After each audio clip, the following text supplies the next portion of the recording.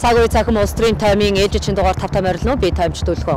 5 бүлэг орд Монгол улсын тусгаар тогтнолыг сорж байна. Бүхэл бүтэн уул нууруудыг хуйгаар нь нураан хөрстийг нь сэтэж байгаа үйл явц одоогоос 14 жилийн өмнө эхэлсэн байдгийг.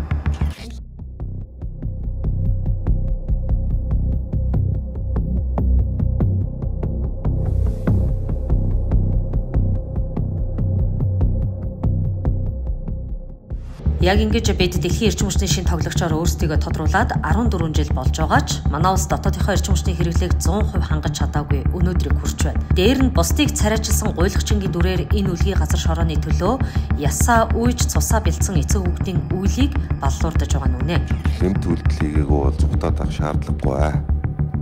Эрх ямбан нийтх болохоор эдэлдэг, ард түмний сонсгол дуудагдах болохоор зугацдаг ийм асуудал байна.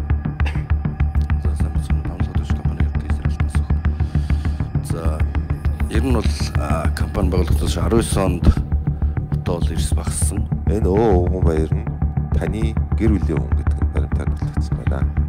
Яг ямар гавьяа байгуулсан гэж яах вэ? Компани алдагдлаа. Өөр их найдын өртөө, их найдын зээлтэй. Үүнийг хэрэгтэй Монгол улсыг байгалийн баялагын хараалд идүүлэх зангыг бүгд найрамдагтад ард улсын талаас тавьсаар ирсэн байдгийг. Занганд оруулах энэхүү технологиг генийн үлсгэлэнд хэдэн үеэрээ нэрвэгдсэн өсгийн үлэнтэй этгээдүүдээр дамжуулан хэрэгжүүлсээр байна.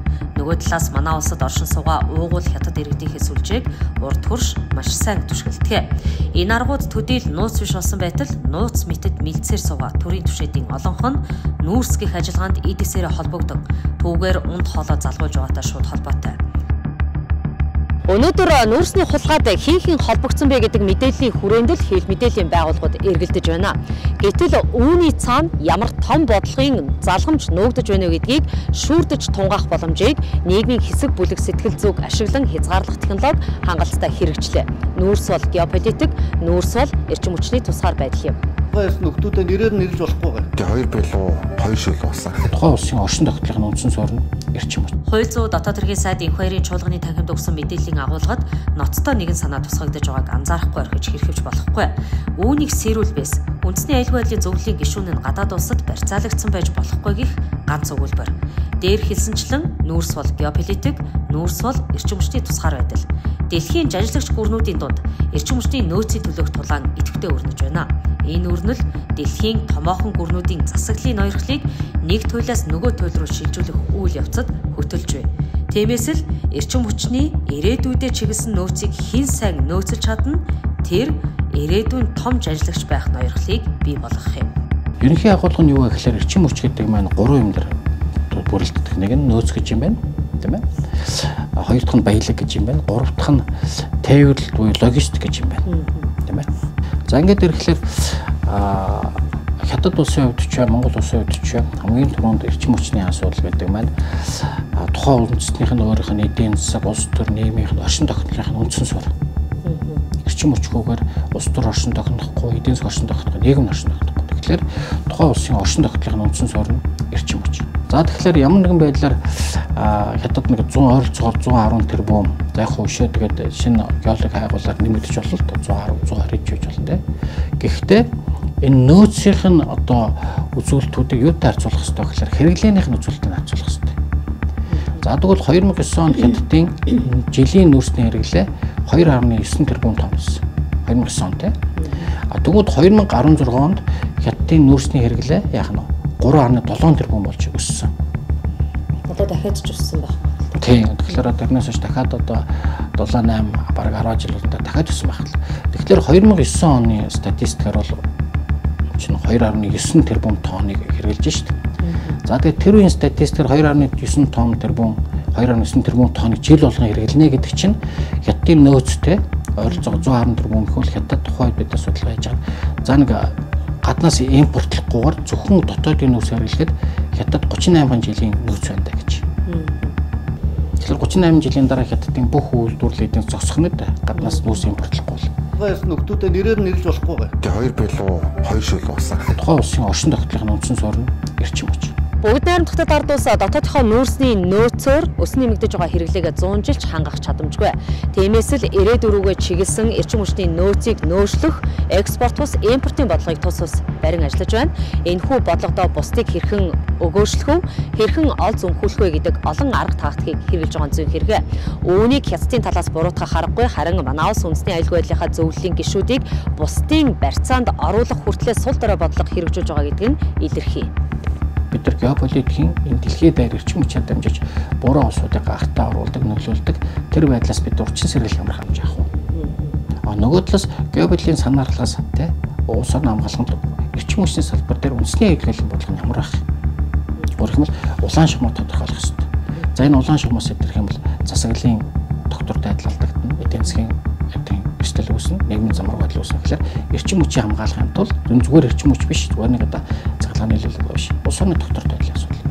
Гуравт бол ер нь оршин тогтнол, эрчим хүч төр чигээр оршин тогтнол. Хятадын хувьд бол эрчим хүч бол өөрийнх нь бүх юм үндэсний аюулгүй үндсэн суурьлал эрчим хүчин дээр нарийн бодлого явуулахаас аргагүй. Тэгвэл нөгөө талаас хятад улс өөрөө альва эрчим хүчний түүхийдийн бусдын хараат байдлаас гарахын тулд бодлого явуулдаг бол нөгөө талаас бас эрчим хүчээр дамжуулж бусад улсыг өөр хараад болох. Тэдний хувьд бол эрчим хүчний дээр нөөц мөс сонирн биш. Энэ бодлого нь хятадын эрх ашиг үйлчилж байгаа чухал. Гэтэл Монголын эрчим хүчний салбарын бодлого хятадын эрх ашиг үйлчилж байхад тэнд нь манай үндэсний аюулгүй байдлын зүйлийг нэг хүн үйлчилж ивэл бүхэл бүтэн манай Монгол улс саяны хэлдэг геополитикийн эсрэлд орж байна.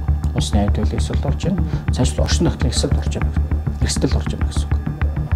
Энэ ч л өөрөө ирэх юм бол хязгаарч одоо гэдэг улс орон оршин тогтноо гэж байгаа юм бол цаашдаа энэ Монгол улсын орчнод байна гэж байгаа бол энэ салбар бусад улсын тэр эрчим хүчний бодлогын хараат болно гэдэг чинь бид нар хятадтай тусгаар тогтнол Монгол улсаа алдахын яах нь зонд гэсэн үг.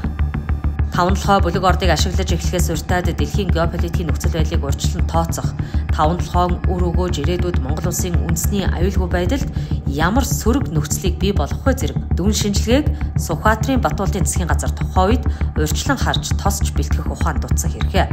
Тиймээс өнөөдөр таван толгой Монголын зовлон болж тусгаар тогтнолыг сорьж байна.